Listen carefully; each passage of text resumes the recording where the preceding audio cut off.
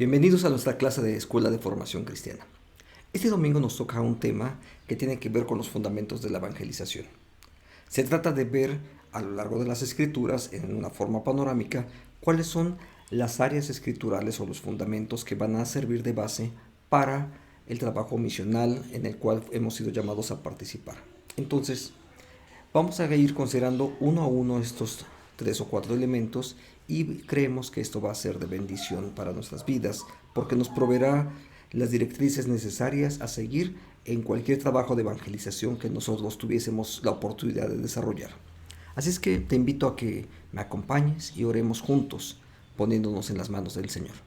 Padre, gracias por tu bondad, la misericordia, el amor tuyo, por la oportunidad que tenemos, Señor, para poder estar hoy en este espacio y aprender juntos. Guía tú, Señor, nuestras vidas y habla tú, Señor, a nosotros, para que seamos sensibles a la dirección que tú quieres darnos a través de tu Espíritu. Te lo pedimos en el nombre de Jesús. Amén.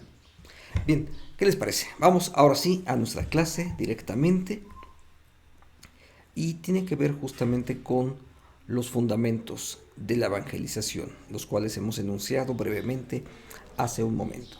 Así es que vayamos a ellos directamente y arranquemos planteando qué es lo que estamos queriendo comprender acerca de la palabra evangelización. Evangelización es anunciar el evangelio a cualquier no creyente. Y creemos que esa es una tarea que no dejará de ser hecha hasta que Cristo venga. Entonces, eso es de evangelización. Evangelización es anunciar el evangelio a cualquier no creyente. Vale la pena poder afirmar esto y tenerlo suficientemente claro porque eventualmente la idea de evangelización consiste, por ejemplo, en hacer obra social. La obra social, por supuesto, que es importante, pero no es exactamente la comunicación del evangelio. Sí hay formas prácticas de cómo lo estamos haciendo, pero ¿de qué evangelio estamos hablando? Por supuesto que Jesús murió por nosotros en sustitución por nuestros pecados. Entonces, no solamente se trata de hacer obra social, sino explícitamente hablar acerca de Jesucristo y de presentarlo a Él como el Señor y el Salvador nuestro. Más adelante habremos de considerar justamente los elementos necesarios acerca de todo esto. Así entonces, vamos a nuestra lectura bíblica, la cual se encuentra en Marcos capítulo 16, los versículos 14 al 20. Veamos el texto de hoy.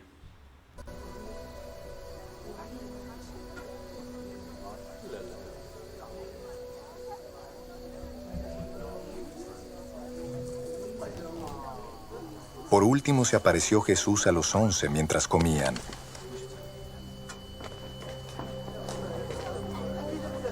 Los reprendió por su falta de fe y por su obstinación en no creerles a los que lo habían visto resucitado. Les dijo: vayan por todo el mundo y anuncien las buenas nuevas a toda criatura. El que crea y sea bautizado será salvo, pero el que no crea será condenado. Estas señales acompañarán a los que crean. En mi nombre expulsarán demonios. Hablarán en nuevas lenguas. Tomarán en sus manos serpientes, y cuando beban algo venenoso no les hará daño alguno. Pondrán las manos sobre los enfermos, y estos recobrarán la salud. Después de hablar con ellos, el Señor Jesús fue llevado al cielo y se sentó a la derecha de Dios.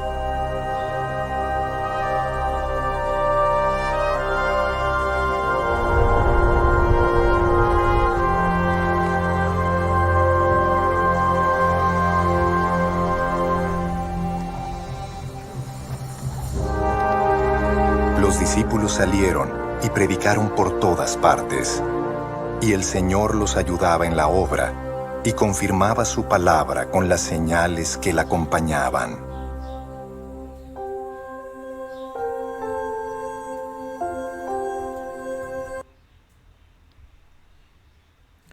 Acabamos de considerar el texto en la versión del Evangelio de Lucas acerca de la llamada Gran Comisión. Esa es la misma comisión en la cual nosotros también hemos sido llamados a desarrollar. y ir y predicar el Evangelio a todas las personas. Y esa es la dinámica en la cual nosotros participamos. En aquella época, los discípulos lo desarrollaron de una forma específica, particularmente yendo de pueblo en pueblo, y quizás ha sido una de las maneras más ampliamente difundidas acerca de cómo se ha presentado el Evangelio a tantos lugares. Y así muchos incluso llegaron hasta nosotros. Ahora, ese mismo mandato está ahí presente, sigue estando vigente. Nosotros también hemos sido llamados para poder predicar el Evangelio a todas las naciones, a todas las personas que están cerca de nosotros. Ahora, ese llamado está ahí presente. Sin embargo, tenemos que recordar que hoy tenemos nuevas formas de cómo nosotros vivimos el Evangelio. No solamente de cómo lo vivimos, sino de cómo lo estamos comunicando. ¿Por qué? Porque nos encontramos ante una situación diferente. Estamos ante una situación diferente por las condiciones sociales, culturales, la pandemia que nos afecta, etcétera. Y hoy nos hemos visto motivados a poder predicar el Evangelio, seguramente en formas distintas. Para muchos de nosotros, la predicación del Evangelio durante estas semanas o meses que han transcurrido, particularmente ha sido a través de las redes sociales, los cuales, por supuesto, tienen retos y oportunidades distintos, pero continuamos haciendo exactamente la misma tarea. ¿Por qué? Porque la iglesia no se puede detener. La obra del Señor no se detiene. Quizás adquirimos nuevas formas y tenemos que aprender nuevas maneras de cómo comunicar el Evangelio.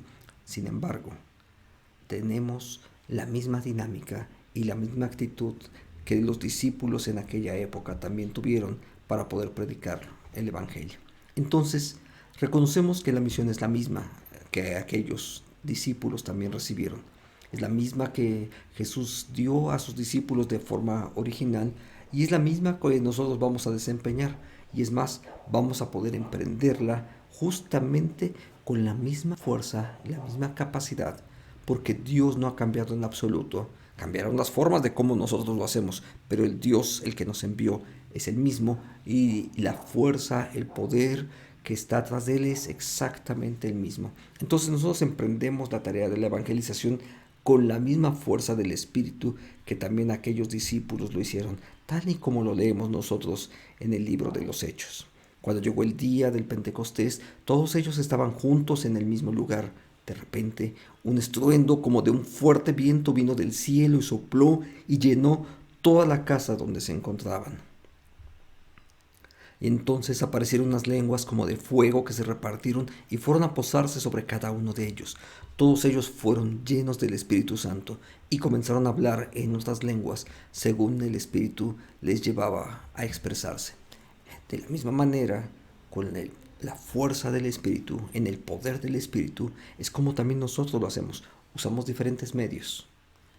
Tal vez en este momento de forma temporal o de forma continua, posiblemente muchos vamos a continuar desarrollando proyectos de evangelización, de discipulado en línea, y esa es una manera simplemente distinta de cómo lo hacemos, pero continuamos en el mismo proyecto al cual nuestro Dios nos ha llamado.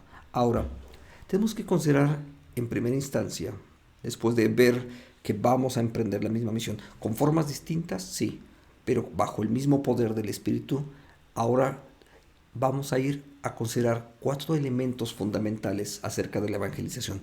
¿Por qué? Porque la evangelización tiene que ver con aspectos específicos, de los cuales vamos a considerar en este momento 4 de ellos en particular.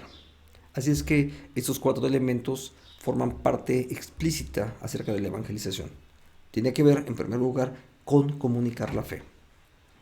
Por eso decía hace unos minutos atrás, en el inicio, de que no solamente se trata de ser buenas personas, no solamente se trata de hacer obra social, sino la evangelización tiene que ver con la comunicación explícita de la fe en Cristo Jesús. Ahora, por supuesto que no es solamente la comunicación de la fe, ese es un primer contacto y forma parte del desarrollo, pero también tiene que ver con integrar a esos nuevos creyentes a una comunidad de fe, es decir, integrarles a la iglesia, integrarles a iglesias locales.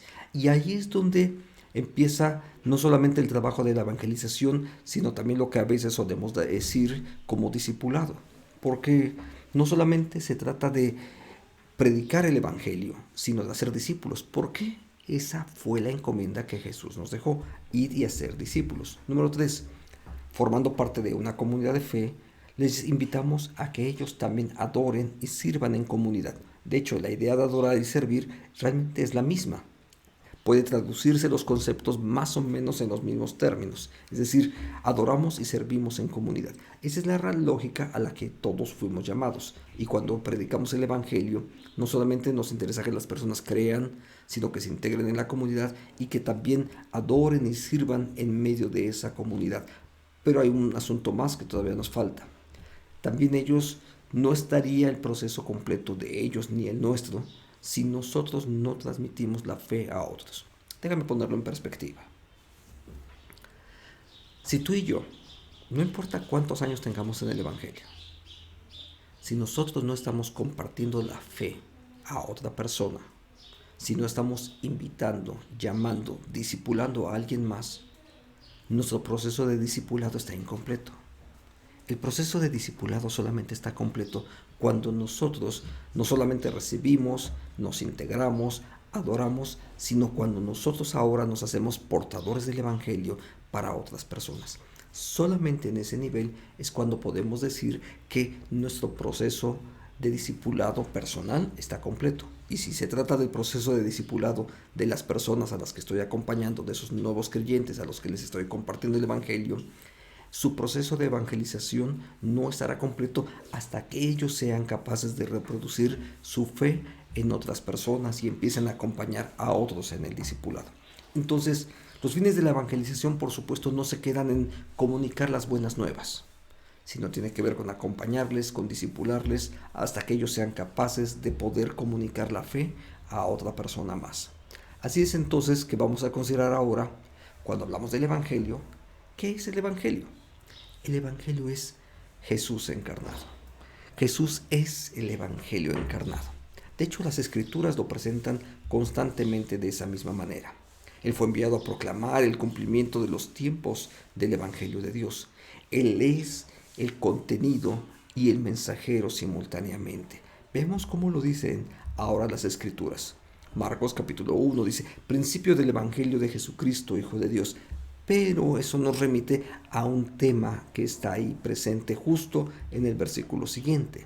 Marcos 2, 1, 2, como está escrito en el profeta Isaías. Entonces quiero que observes la continuidad que se presenta aquí. Jesús es el principio del Evangelio, pero también Él es el cumplimiento de lo que está escrito por los profetas. Entonces, el plan de Dios de redención desde los siglos y de los siglos, el plan de Dios que está desde la eternidad, haya verificativo justamente a partir de la vida, ministerio de Jesús. Entonces, el propio nacimiento de Jesús es el inicio, si puedo decirlo así, la inauguración del Evangelio. Pero no es algo que empezó ahora, sino es algo que Dios ya había diseñado desde el principio, desde antes de la fundación del mundo. En el plan de redención Dios ya lo había iniciado, pero que haya verificativo justamente cuando Jesús viene y predica y actúa y se presenta como el Señor, el Salvador, como nuestro Mesías. Entonces, esa es parte de cómo el Evangelio es predicado. Pero también tiene que ver con algo más. Él es el único en quien se cumplen todas las Escrituras. Todas las Escrituras del Antiguo y del Nuevo Testamento, Jesús lo tuvo que decir en más de una ocasión, pero también, por supuesto, fue reconocido incluso por los discípulos. Veamos la forma en cómo Jesús lo dijo primero. Entonces, Él comenzó a decirles, hoy se ha cumplido esta Escritura delante de ustedes. El escenario es la sinagoga en Nazaret. Jesús se levanta, como era su costumbre, le es dado el libro del profeta Isaías y él entonces se empieza a leer. Y entonces empieza a decir, el Espíritu del Señor está sobre mí. Este cántico del siervo, precisamente, es esa manera en cómo Jesús asume que Él es el siervo de Jehová. Él es aquel que se ha estado esperando por siglos y que hoy, al final de los tiempos, finalmente Jesús aparece y dice, hoy se ha cumplido esta Escritura delante de ustedes. Mateo lo dice de una manera diferente. Pero todo esto sucede para que se cumpla lo escrito por los profetas. Esta frase, de hecho, está en el Evangelio de Mateo en más de una forma. De hecho, desde el nacimiento de Jesús e incluso a lo largo del ministerio, constantemente hay una referencia de que esto ocurrió para que se cumpliese lo dicho por los profetas. Esa dinámica justamente es muy importante porque esa dinámica muestra precisamente que no hay ninguna discontinuidad, sino que al contrario, Jesús es el cumplimiento de todo lo que los profetas, lo que las escrituras del Antiguo y del Nuevo Testamento han dicho. Entonces, hemos visto cómo es el Evangelio encarnado a través del Evangelio de Marcos, Lucas, Mateo. Vamos ahora a ver cómo está dicho en el Evangelio de Juan, donde los discípulos testifican de ese cumplimiento escritural. Quiero que veas ahora una cita. Hemos hallado a aquel de quien escribió Moisés, la ley y también los profetas, a Jesús, el hijo de José, de Nazaret. Este escenario es bien relevante por algo que está aquí. Hay un descubrimiento personal que cada uno de nosotros tiene que hacer. No es algo que simplemente te lo anuncien y alguien te diga, sino que en ese contacto personal con Jesús, nosotros somos llamados a descubrir que estamos frente a el Cristo. Hemos hallado a aquel de quien se escribió desde Moisés, los profetas, y entonces hemos encontrado que es Jesús aquel de quien se ha escrito todo esto. Ahora, ¿qué más dice Jesús en este caso? Ustedes escudriñan las escrituras porque les parece que en ellas tienen vida eterna, y son ellas, ve esta parte final, las que dan testimonio acerca de mí, de Jesús. Las escrituras desde el Antiguo y el Nuevo Testamento están presentes. Tampoco es una idea nueva y no es la única vez que aparece. Quiero recordar solamente una más que está en el Evangelio de Lucas. Los caminantes de Maús. Cuando los caminantes de Maús, Jesús tiene que tener un diálogo con ellos y entonces tiene que irles explicando. Y uno de ellos de pronto reacciona y dice, ¿no ardía el corazón adentro de nosotros cuando nos explicaba a través de la ley, de los salmos y de los profetas? Claro, ellos van descubriendo que la presencia de Dios está en Cristo Jesús, que ese Jesús con el que ellos están teniendo contacto es justamente el Cristo, el Mesías, el Creador y el Salvador de este mundo y por supuesto de nosotros mismos. Entonces Jesús es el Evangelio encarnado, es la forma de cómo Dios se ha hecho manifiesto al final de los tiempos. Y entonces Jesús continúa todavía diciendo esto: si ustedes le creyeran a Moisés, me creerían a mí, porque él escribió acerca de mí. Entonces podemos ubicar que todas aquellas lecturas del Antiguo Testamento, el libro del Éxodo, como cada uno de esos elementos que estaban escritos desde la ley, desde Génesis, Éxodo, Levítico, cómo cada uno de ellos empieza a proyectar una sombra para mostrarnos que algún día habría de venir aquel Cordero que quita el pecado del mundo, que no era el Cordero de la Pascua, sino el Cordero que venía al final de los tiempos para poder entonces quitar el pecado que hay en cada uno de nosotros. Entonces, cada una de esas imágenes antiguo testamentarias son una señal, un signo que apuntan hacia la presencia de Jesús, el Mesías, el Salvador nuestro. Así entonces, ese es uno de los primeros fundamentos que tenemos que considerar. El otro tiene que ver con ver o reconocer la condición de pecado en el ser humano. Entonces, Jesús es el Verbo encarnado, el Evangelio encarnado, pero también hay una condición de pecado que prevalece en cada uno de nosotros. Ese pecado está ahí porque la Biblia dice así: por cuanto todos pecaron y estamos destituidos de la gloria de Dios. Porque si no fuese por la redención que Cristo logra a favor nuestro, todos nosotros estaríamos destituidos de la gracia de Dios. Pero, ¿a qué apunta este asunto de que estamos destituidos y del pecado que está presente en nosotros? Bueno, no solamente es una declaración teórica acerca del pecado, sino que también hay un señalamiento práctico de que todos y cada uno de nosotros participamos del pecado. Algunos dirían, bueno, pero los niños muy pequeños, no. Pero sabes, hay algo mucho más grave acerca del pecado. No solamente es una declaración teórica que es acerca de que somos pecadores o del pecado que personalmente se nos puede imputar por cuanto lo hemos cometido, porque finalmente mentimos, engañamos, etcétera, sino algo más grave aún. El pecado forma parte de nuestra naturaleza. Y como el pecado forma parte de la naturaleza de cada ser humano que hay en este planeta, algo que solamente puede Dios cambiar, porque nosotros no podemos cambiar nuestra propia naturaleza. Entonces, todo esto señala algo, la corrupción total que hay en el ser humano y por la cual nosotros necesitamos ser salvados. Porque la corrupción ha afectado, la corrupción del pecado, ha afectado nuestra manera de pensar, de actuar, nuestros sentimientos, las intenciones que cada uno de nosotros tenemos, llegan a estar contaminadas justamente por el pecado. Por eso es que nosotros necesitamos salvación. El libro de los Salmos lo expresa manifestando cómo esa naturaleza corrupta ya está presente en él. Dice en el Salmo 51, una declaración de culpa. Mírame, yo fui formado en la maldad.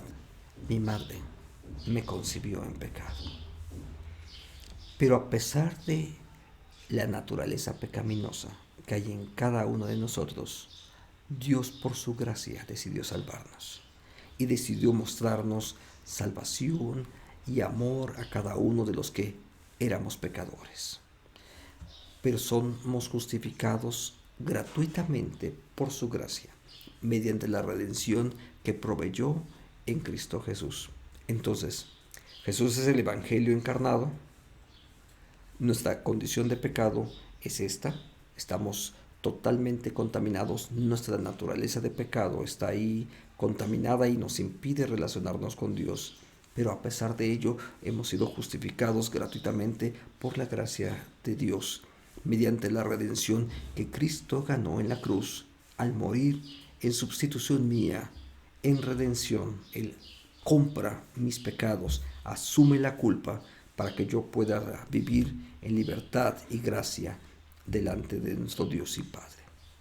Ahora, estos dos elementos o esos dos fundamentos que hemos considerado no estarían completos si no vemos también algo que podemos denominar como la impronta del Evangelio. ¿Qué es eso de impronta? Bueno, tiene que ver con esa necesidad que surge desde el interior de cada uno de nosotros, porque es Dios mismo quien la pone en nuestra vida. ¿Cuál es esa necesidad? De que todos necesitan escuchar el Evangelio de la gracia de Dios. La gente que está a nuestro alrededor, la gente con la que convivimos cotidianamente, la gente con la que trabajamos, con los que convivimos, incluso gente que asiste a los templos.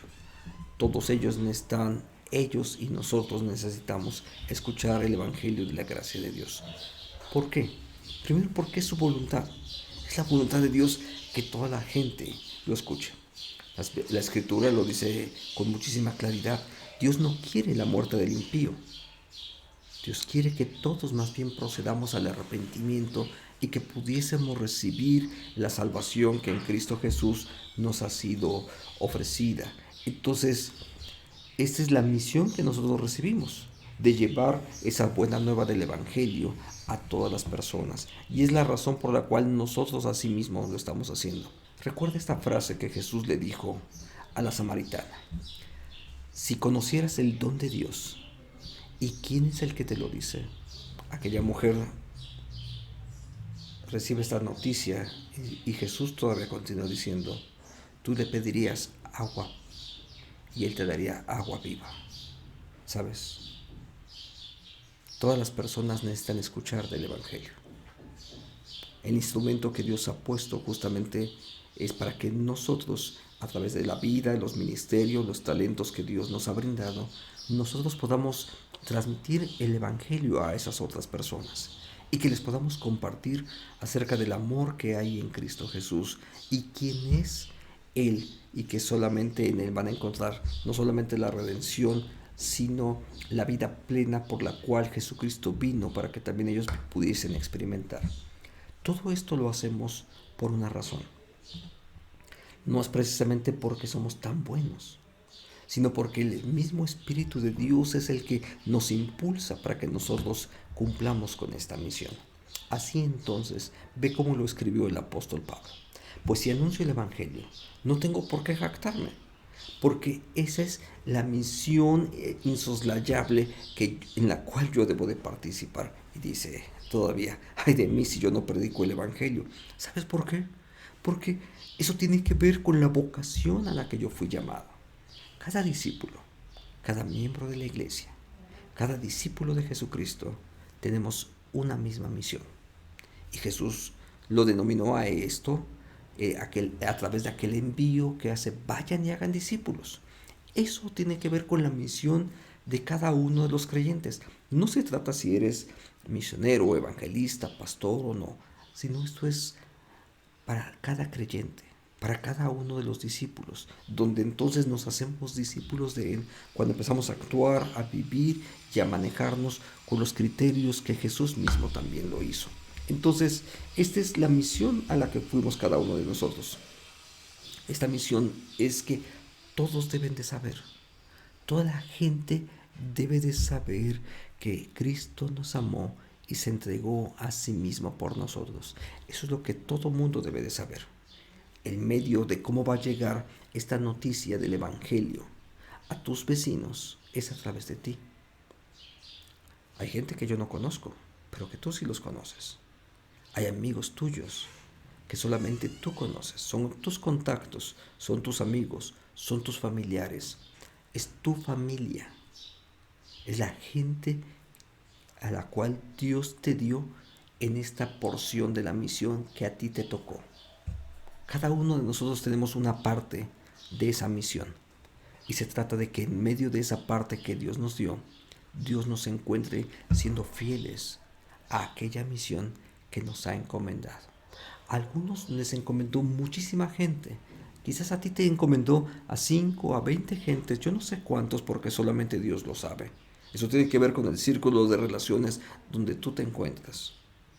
Pero esa es la misión que a ti te encargó Dios.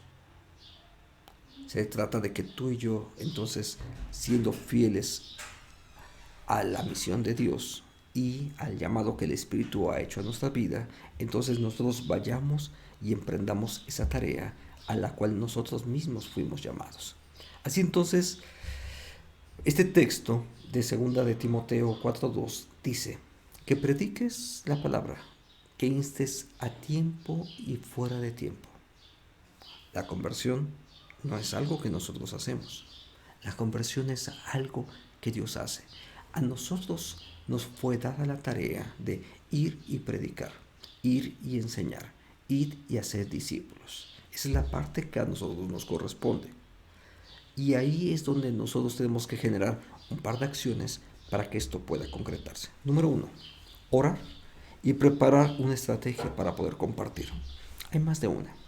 En una lección anterior incluso compartimos el Evangelio de Juan en un formato digital para que tú puedas descargarlo y enviarlo a tus amigos.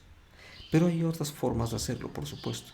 Por ejemplo, puedes contar tu testimonio, puedes hablar. Es más, incluso dentro de un rato más será el culto de este domingo. ¿Por qué no buscas el enlace de ese culto que va a ser transmitido dentro de una hora y invitas a tus familiares, a tus amigos, a que también ellos se sumen? Tal vez tú seas un poco corto para poder predicar el Evangelio. Invítalos. Pero una cosa más, no solamente los invites, dale seguimiento. Dale seguimiento para que después de que haya terminado el culto, oye, ¿qué te pareció? ¿Te gustó esto? ¿Qué preguntas tienes? Y entonces tú, con la dirección que el Espíritu de Dios te ha dado, entonces Dios te guía a ti para poder seguir compartiendo el Evangelio con tus familiares, con tus amigos, con la gente que forma parte de tu círculo de relaciones. Se trata de que tú mismo establezcas una estrategia. Quizás eres tú de las personas que acostumbra todas las mañanas enviar una imagen a todos tus contactos deseándoles buenos días o que la pasen bien, etcétera. ¿Sabes? ¿Qué te parece si dejas de enviar aquellas figuritas bonitas de Snoopy, de Mafalda y compañía, aquellos paisajes lindos? ¿Qué te parece si a eso le pones un texto bíblico y lo que transmitas para este día sea un texto de la palabra de Dios? Hay imágenes bonitas que están ahí, pero no contienen la palabra de Dios, ¿sabes? Lo único que convierte al alma, lo único que nos cambia es la palabra de Dios. ¿Qué te parece si entonces estableces una estrategia? Oras, pides a Dios que Él te dirija, que sea nuestro Dios el que sensibilice también a las personas que van a escuchar el mensaje, y entonces empiezas a emprender esa tarea. ¿Por qué? Porque el número 2 tiene que ver con establecer no solamente la estrategia y orar, sino hacerlo. ¿En qué momento lo vas a hacer? Te decía, hoy mismo puedes empezar. Puedes tomar tu dispositivo electrónico, enviar un mensaje, enviar una invitación, quizás incluso hasta grabar tu propio testimonio y decirle, mira, déjame contarte acerca de la obra que Jesús ha hecho en mi vida y cómo Jesús me ha transformado. Y en unos pocos minutos tienes oportunidad de hacerlo. Si te interesa esta última opción, en la caja de descripción vamos a poner ahí los links de algunos videos donde tú puedes aprender cómo preparar tu testimonio personal en solamente unos pocos minutos, y que Dios use ese testimonio para bendición de otros. Que nuestro Dios use tu vida como usa la vida de cada uno de los que están dispuestos a seguirle, a obedecerle y a confiar en sus promesas. Que Dios nos bendiga, y si el Señor nos da oportunidad, la próxima semana nos vemos para poder continuar en este estudio que realizamos juntos. Que nuestro Dios te bendiga y te guarde. Hasta el próximo domingo. Amén.